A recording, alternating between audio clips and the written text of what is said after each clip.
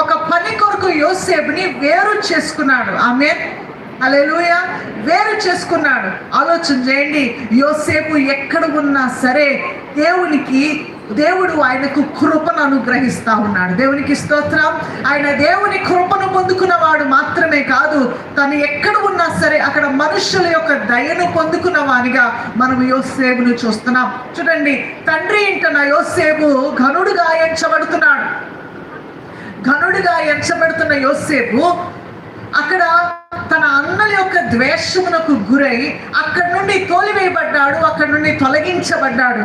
కానీ దేవుడు యొక్క సన్నిధి యోసేపుతో ఉన్నంత వరకు తను ఎక్కడి నుండి త్రోసివేయబడినప్పటికీ తన మీద ఉన్న అభిషేకము తనని పైకి లేవనెత్తుతూనే ఉన్నది. నమ్ముచున్నవారు ఆమేనని చెప్పండి. హల్లెలూయా. తన తండ్రి ఇంటిలో నుండి త్రోసివేయబడ్డాడని అభిషేకము తను విడిచిపెట్టలేదు. తను ప్రేమించిన వారు తనకి దూరం అయిపోయారని అభిషేకము తను విడిచిపెట్టలేదు. దేవుని యొక్క అభిషేకము ఎట్టిదంటే మనుషులు ఇచ్చే ప్రేమ పైన ఆధారపడేది కాదు. దేవుని యొక్క అభిషేకము ఎట్టిదంటే మనుషులు ఇచ్చే గౌరవము పైన ఆధారపడేది కాదు, మనుషుల యొక్క ఉద్దేశముల పైన ఆధారపడేది కాదు. అక్కడ నుండి యోసేపు పొతిఫరు ఇంట్లోకి వెళ్ళాడు. పొతిఫరు ఇంట్లో చూసినట్లయితే అక్కడ కూడా అన్యాయముగా యోసేపును చెరబట్టించారు. యోసేపు పొతిఫరు ఇంట్లో కూడా ఘనమైన పాత్రగా యోసేపు ఎదుగుతూ ఉన్నాడు. కానీ అక్కడ కూడా తన అన్యాయముగా చెరలో వేసినప్పటికీ చెరలో కూడా ఆమేన్, హల్లెలూయా చెప్పండి. చెరలో ఉన్న అభిషేకము యొక్క పని చేస్తూనే ఉంటుంది. ఆమేన్, హల్లెలూయా. కాబట్టి మనందరం కోరుకోవాలయ్యా, నన్ను అభిషేకించండి అయ్యా అని. యోసేపు చెరసాలలోకి వెళ్ళాడు. చెరసాలలో ఎలాగ ఎదిగాడు? అక్కడ కూడా ఆ యొక్క యజమానుడు ఆ యొక్క అధికారి క్రింద స్థాయికి అక్కడ యోసేపు ఎదిగిపోయాడు. అక్కడ నుండి ఫరో ఇంటికి వెళ్ళాడు. ఫరో ఇంటిలో ఏమైంది? ఫరో ఇంటిలో కూడా ఉన్నతమైన ఫరోకి నెక్స్ట్ ఇన్ పొజిషన్ లో యోసేపు ఎదిగాడు. దేవునికి స్తోత్రం, హల్లెలూయా. అభిషేకం ఉన్న వ్యక్తి ఎక్కడ ఉన్నా సరే, నువ్వు ఏ స్థలంలో నిలబడినా సరే, నీ అభిషేకము నిన్ను పైకి లేవనెత్తేదిగా ఉంటది. అభిషేకము నీకు సామర్థ్యతనిచ్చేదిగా ఉంటది. అభిషేకము నీ నోటన పాటను, నీ నోటన మాటను పెట్టేదిగా ఉంటది. హల్లెలూయా. అభిషేకము నీ చేతికి పనిని నేర్పించేదిగా ఉంటది. అభిషేకము నిన్ను ఆయన చేతిలో బలమైన ఆయుధముగా చేసేదిగా ఉన్నది.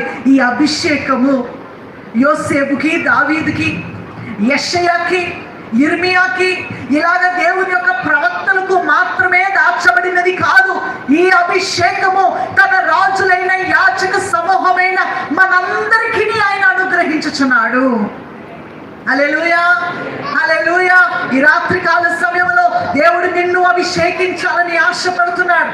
మనం ఇందాక చదువునట్లుగా ఈ అభిషేకము దేవుని నుండి దూరస్తులైన వారికి కాదు, దేవుని నిబంధనలో లేని వారికి కాదు, అన్యజనులకు కాదు. ఈ అభిషేకము తన సొత్తైన ప్రజల కొరకు ఆయన దాచిపెట్టి ఉన్న కార్యము. హల్లెలూయా, హల్లెలూయా. ఇక్కడ చూస్తాము కదా, చివరి భాగంలో అంటారు ఇది కలపడం కానీ, చివరి రోజు చదవండి, నర శరీరము మీద పోయకూడదు, దాని మేళమున చొప్పున దాని వంటిది ఏదైనాను చేయకూడదు, అది ప్రతిష్టమైనది, అది మీకు ప్రతిష్ఠితమైనదిగా ఉండవలెను.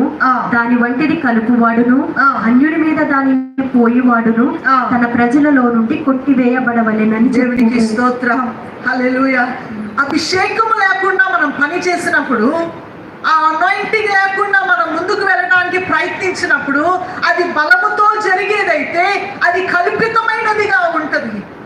నీ సొంత బలములో ఒక పనిని నీవు చేయడానికి ప్రయత్నించినప్పుడు దానిలో ఎటువంటి మంచి ఫలితాన్ని నీవు చూడలేవు.